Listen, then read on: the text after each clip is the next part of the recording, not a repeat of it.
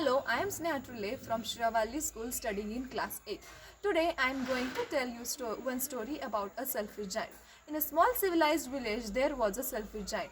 The village children would go and play in his garden, but one day he caught them all, and since he was selfish, he shot them all out of his garden. He also built a towering wall so that children could not enter in his garden. The next day, the selfish giant looked out of his old and dusty window and could see only old and dead trees. The next morning, he heard the golden tune from a little linnet. He ran around his garden and saw all the children and suddenly beautiful trees. He soon realized that children had crawled through a small hole.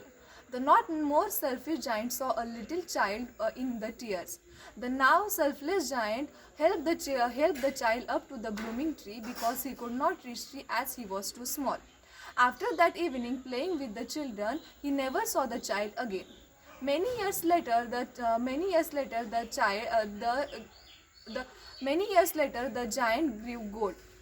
grew old. Many years later, the giant grew old, and one winter evening he saw a lovely tree with white blooming on it, and a little child stood under it.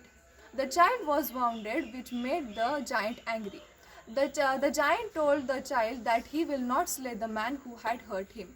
The child smiled and said that these are wounds of love.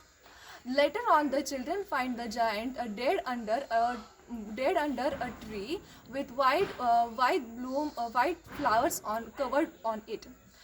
The moral of the story is that never be selfish. Thank you.